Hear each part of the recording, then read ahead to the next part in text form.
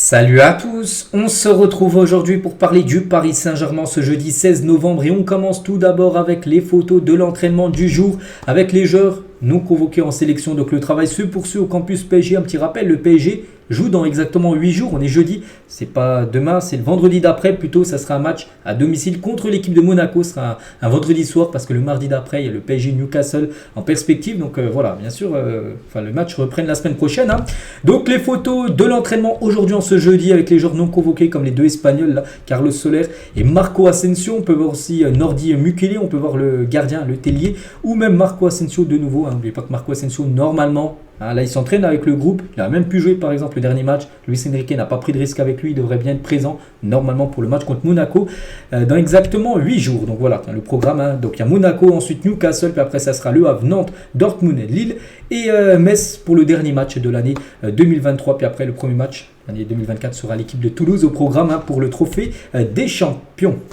On continue, on va parler du PSG toujours, mais du PSG féminin, parce qu'elles jouaient hier soir un match de Ligue des Champions et elles ont mal démarré cette nouvelle saison de LDC avec une défaite 2-0 du côté de Amsterdam. C'est dommage parce que, je ne cache pas, je n'ai pas vu le match, mais j'ai vu les stats et les stats, c'est fou de perdre avec des stats comme ça.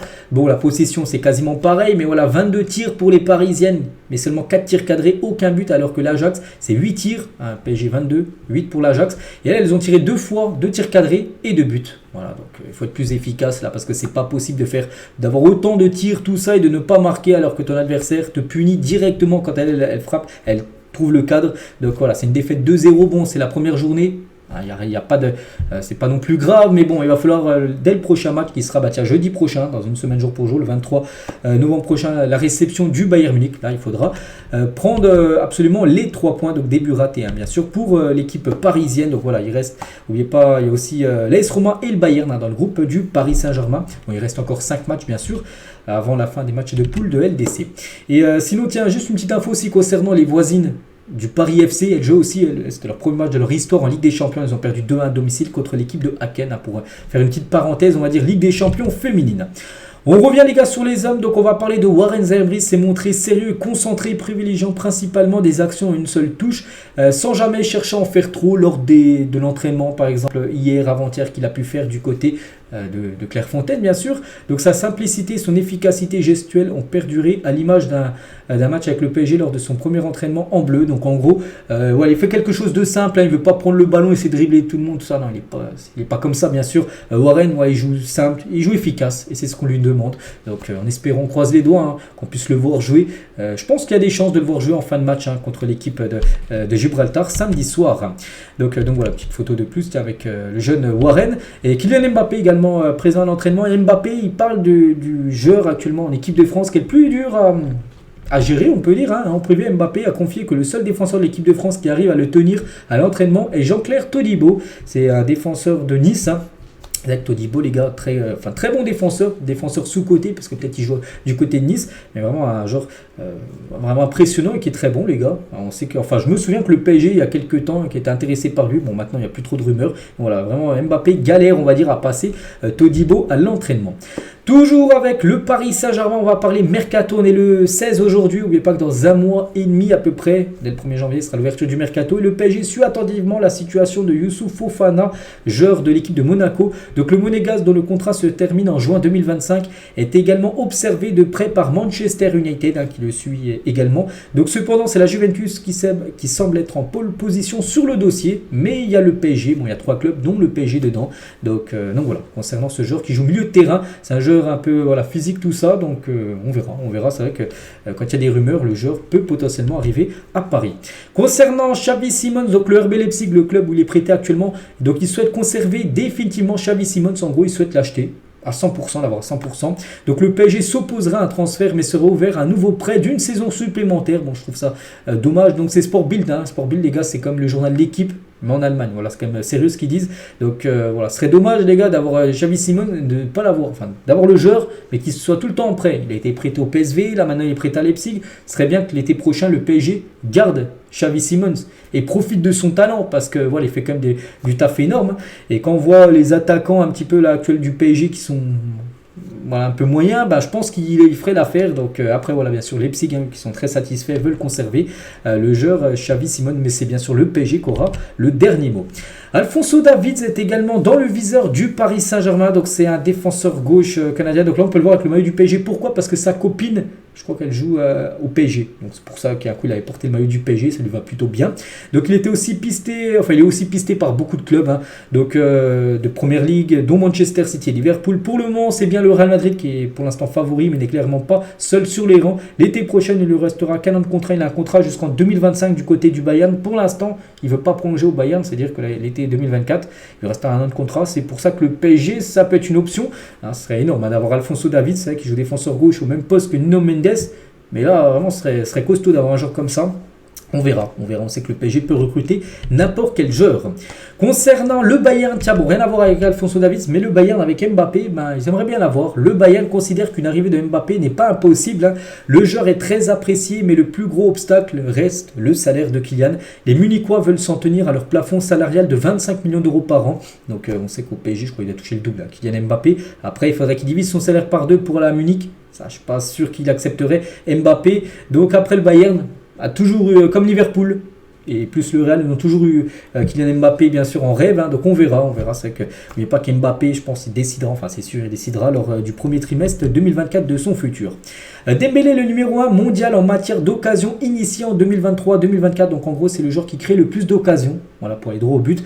Donc Dembélé obtient un indice de création de 2,36, il devance largement le numéro 2 qui est Leroy Sané 1,92 et Nico Williams 1,89. Regardez ce classement, ce top 10 des joueurs qui créent le plus d'occasions, et Dembélé quand même loin devant 2,36. Il a quasiment 0,40 points par rapport au deuxième. Puis après, c'est plutôt serré, voilà, les autres qui suivent. Donc, c'est vrai qu'il n'est pas très efficace. Donc, il y a Mbappé aussi à la 4e position de ce classement, 1,87. Mais c'est vrai qu'il n'est pas efficace. On ne va pas se mentir. 15 matchs au PSG. Je vous parle 0 but, 4 passes D. Mais c'est un joueur qui crée beaucoup d'occasions. Voilà, donc, c'est vrai qu'il serait un peu plus tueur, on va dire finisseur, surtout buteur, c'est ça surtout ce qu'on lui demande. Ce serait bien sûr un joueur immense. Ousmane Dembélé, on sait que c'est un joueur immense. Maintenant, il doit trouver le chemin des filets du côté de Paris.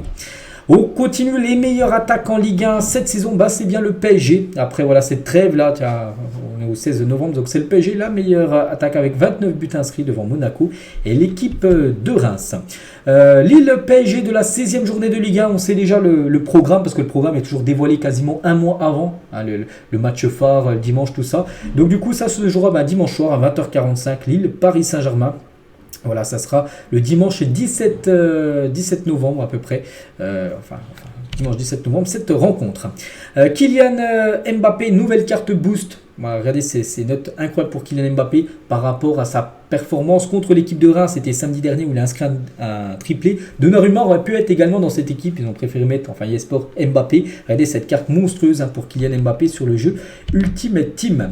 Rai, ambassadeur du Paris FC et légende du Paris Saint-Germain, milite pour un deuxième club de Paris en Ligue 1. Donc il était dans l'émission C'est à vous. Et c'est l'ambassadeur, j'ai dit, du Paris FC. Il a dit on est en retard. Toutes les grandes villes en Europe, il y a 2, 3, 5 clubs en première division. Paris est une ville qui vit davantage le football. Donc en gros, il aimerait que le Paris FC monte tout simplement en Ligue 1. C'est vrai que ce serait bien, ça ferait un derby, PSG contre Paris FC. Mais c'est vrai qu'à Londres, on sait qu'il y a beaucoup de clubs, Arsenal, Chelsea, Tottenham, toutes ces équipes sont en Londres. Donc on va dire la grande ville anglaise. Du côté de Madrid, il y a par exemple l'Atlético, il y a le Real Madrid, il y a 2 grands clubs quand même. Mais à Paris, il y a seulement en grand club, bien sûr, le PSG. C'est pour ça qu'il serait bien que, je sais pas, le Paris FC monte en Ligue 1 et pourquoi pas le Red Star dans quelques années, vu que là il y a des chances qu'ils montent en Ligue 2, ils ont bien commencé. Un Red Star aussi juste à côté de Paris, ce serait bien.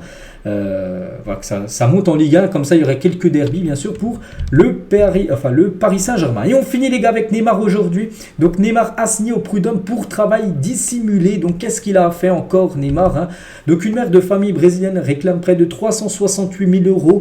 Neymar pour travail dissimulé, révèle le journal Le Parisien. Donc elle explique avoir travaillé pour le Brésilien. Bon, pour Neymar, 7 jours sur 7 pendant près de 2 ans sans être déclaré. Outre le travail dissimulé, elle reproche à Neymar la cadence infernale à laquelle elle était confrontée, des heures supplémentaires non payées et l'absence de congés payés. La Brésilienne dit avoir également dû travailler jusqu'à 15 jours avant l'accouchement prématuré de son 4e enfant et sans avoir fait l'objet d'un suivi médical, elle n'aurait ensuite pas retrouvé son poste. La femme a alors dû se tourner plutôt vers le secours populaire et les restos du cœur pour lui venir en aide et elle et ses 4 enfants et lui permettre permettre de loger et nourrir sa famille. Hein. Donc voilà. Bon après, c'est ce qu'elle dit. On ne sait pas encore, hein, parce que je pense qu'une enquête va être ouverte. Mais elle, c'est ce qu'elle dit. Et elle veut que Neymar aille devant la justice par rapport à ça. Elle réclame au moins 370 000 euros à peu près pour Neymar. C'était quand Neymar était à Paris, au PSG. Donc c'est pour ça que je parle bien sûr de cette info aujourd'hui, parce qu'on sait que Neymar maintenant n'appartient plus au Paris Saint-Germain. Donc voilà ce qu'il y a à dire aujourd'hui. J'espère que ça vous a plu. On se retrouve demain. Demain sera vendredi et demain sera une semaine jour pour jour du match contre l'équipe de Monaco. Et moi je vous laisse, je vous souhaite une bonne journée et à demain.